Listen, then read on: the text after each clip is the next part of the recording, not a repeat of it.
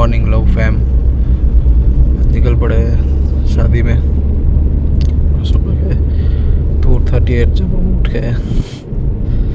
चलिए आज का दिन आपके साथ एंजॉय करते हैं। Let's go. वैसे तो मैं कल रात को ही निकलने वाला था, बड़ा घर पे काम था इसलिए रात को निकल नहीं पाया।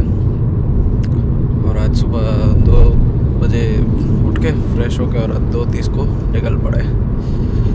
आज का पूरा दिन राजकोट में ही हम गुजारने वाले हैं। तो आज आपको दिखाते हैं कि क्या करता हूँ मैं आज पूरे दिन में।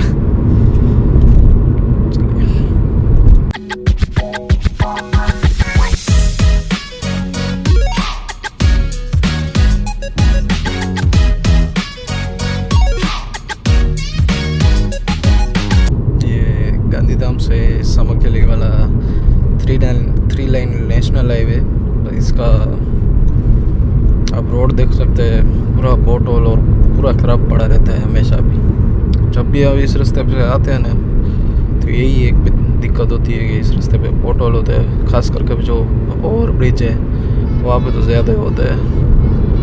और क्योंकि यहाँ पे कंडला पोर्ट है इसलिए ट्रक्स तो भरपूर ही रहते हैं यहाँ पे हमेशा, इसलिए उसका तो कुछ कह ही नहीं सकते क्योंकि वहाँ से तो अपनी इनकम चालू होती है।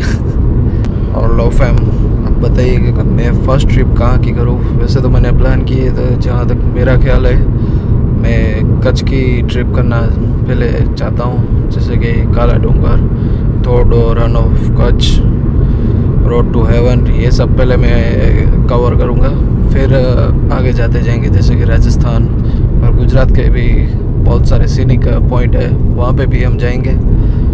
तो आप कमेंट करिएगा कि आपको पहले कहाँ पे जाना है, कच्छ या फिर आप बोलो वहाँ पे आता है। डू कमेंट के आपकी क्या राय है, और व्लॉग में कौन सी बात अच्छी लगी कौन सी नहीं लगी वो भी आप ज़रूर कमेंट करिएगा। बीच बीच में कुछ पैचेस रिपेयर हुए हैं भाई, मज़ा आता है भाई चलाने में, बात ही मत पूछो। और सुबह का टाइम है, रोड खाली भी होता है और इतनी मज़ा देता है भाई, वाइब भी अलग है ये सुबह की। मौसम लगा था क्योंकि कोई ट्रैफिक भी नहीं होता और मॉर्निंग का सीन भी है अलग ही आता है। गाइस पहुंच गए राजकोट और आप देख सकते हो फोगी वेदर हो गया है। अभी सुबह होगी 5:22 हो गई है, अब अभी सुबह होने ही वाली है। और आप देख सकते हो ड्राइव का मजा। और आगे चल के दिखाते हैं आज का दिन कैसा होने वाला है। आज तो फुल मौज करने वाला है। मेरे दोस्त से मिलवाता हूँ राज। सो गाइस पहुँच गए राजकोट। और राज तो यहाँ पे रहता है, पर अभी क्या है उसके घर पे मैरिज है ना, तो उसने अभी रेंट पे हाउस रखा है मौड़ी के पास, क्योंकि वहाँ से उसको कम्युनिटी हॉल बाजू में पड़ता है इसलिए। सो वहाँ पे जाते हैं। चलिए आज आपको राजकोट की सैर करवाता हूँ। गाइस राजकोट कितना डेवलप हो गया है। एक टाइम था कि जब मैं राजकोट से बीड़ी चौकड़ी तरफ जाता था तब कुछ इतना डेवलप नहीं हुआ था। राज इस साइड देख लीजिए आप, एम्स हॉस्पिटल इस साइड बनी है। अभी रात है इसलिए दिखेगी नहीं, जब सुबह हम रिटर्न होंगे तो आपको दिखाऊंगा शाम को। इस साइड मतलब कोई आने को तैयार नहीं था। और आज इस साइड आप देखोगे प्रॉपर्टी का प्राइस इतना हाई हो गया है कि पूछो मत। इस साइड मेरा फ्रेंड रहता था माधवपुर चौकड़ी के पास, उसने 25 लाख के आसपास का लिया था फ्लैट, और आज उसी फ्लैट की कीमत 35-40 लाख हो गई है। इतना प्रॉपर्टी का भाव ये इस साइड बढ़ गया है क्योंकि इस साइड डेवलपमेंट ज़्यादा हो रहा है। इस साइड और नए 150 फुट रिंग रोड पे, अगर आज टाइम मिलेगा तो आपको वो रोड भी दिखाऊंगा। जब मैं यहाँ पे स्टडी कर रहा था तब उस रोड पे बहुत घुमाऊँ, क्योंकि उस रोड पे लैम्बो आती थी, लैम्बो स्ट्रेच करने आती थी, तो हम उसका वीडियो शूट भी करते थे। अगर मेरे पास अभी क्लिप होगी तो मैं आपको शेयर करूँगा। तब मेरे पास जो फ़ोन था उसमें हम लैम्बो की शूट करते थे, आपको दिखाऊँगा वो भी। गाइस माथा पर चौकड़ी क्रॉस कर गए। ये भी एक एरिया है जहाँ पे मैं बहुत घुमा हूँ। मैं जब पढ़ता था तब यहाँ पे कुछ भी ये हाई राइज बिल्डिंग नहीं थे, और आज देखो पूरा डेवलप्ड हो गया है ये एरिया। मतलब ये समझ लो ना, माधवपुर के उस पार कोई जाने को तैयार नहीं था। और आज देख लीजिए अयोध्या चौक पहुंच गए।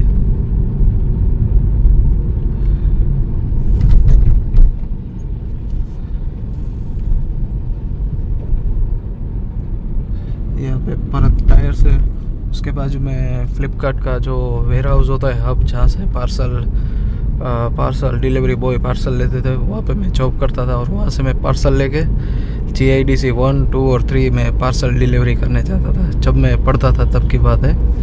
तब मैं एक साल का मैंने ड्रॉप लिया था, क्योंकि तो उस टाइम पे मैंने ड्रॉप लिया था, तो तभी मैं ऑपरेशन तो 2 महीने में ठीक रिकवर हो गया था।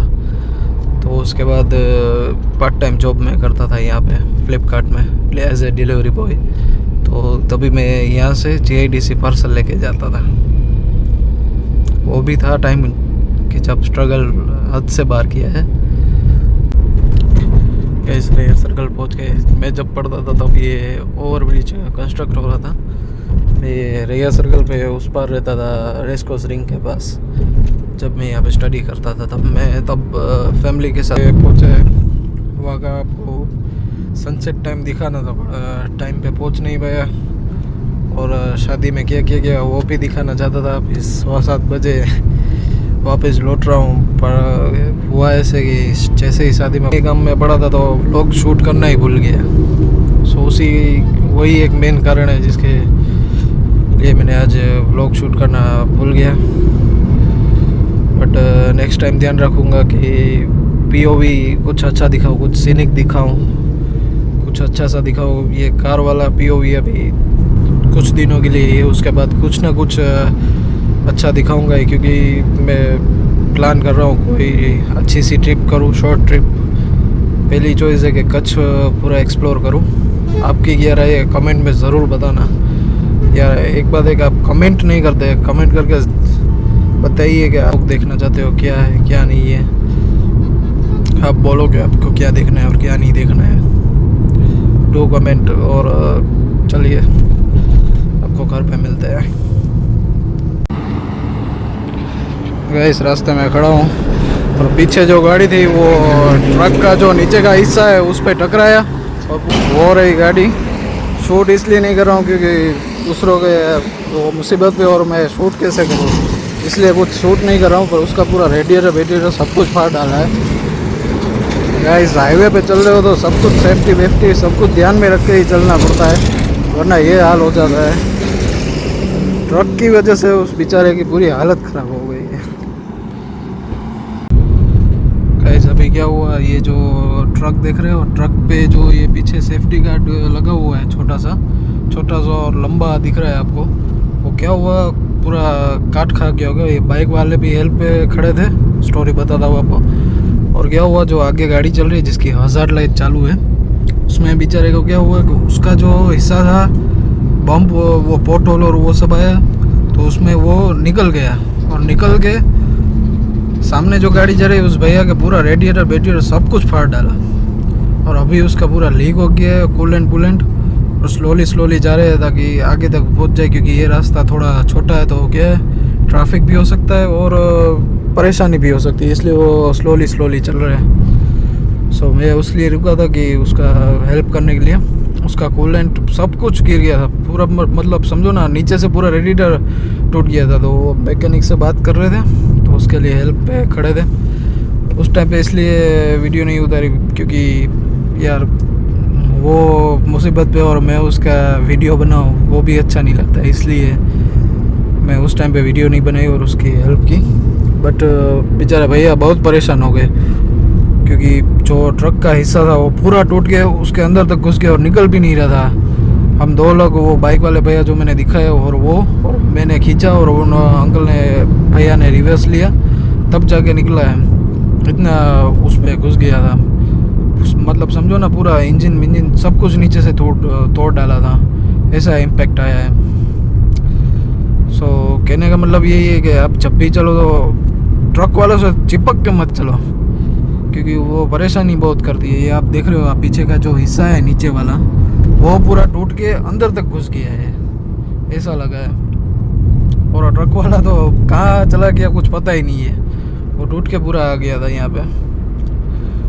बहुत परेशान हो गए थे, इसलिए हमने क्या उसको सजेस्ट किया कि आगे होटल आती है, ये सूरजबारी पुल का जो रोड है वो थोड़ा छोटा है, तो उसके लिए हमने ना बोल दिया कि यहाँ पे गाड़ी मत रखो, ऊपर वाला ना वो करे, पर यहाँ पे ट्रैफिक इतनी होती है कि कोई देखता भी नहीं है, तो पीछे से कोई टच करके चला जाए तो वापस ज़्यादा नुकसान हो सकता है। बट एनीवेज कुछ ज़्यादा जान हानि नहीं हुई, ऐसा कुछ नहीं हुआ। जो भी हुआ इंजन को इम्पेक्ट हुआ है, कोई जान हानि नहीं हुई है, वो सबसे अच्छी बात है। बट प्रे फॉर दैट भैया कि वो सही सलामत घर पे पहुँच जाए।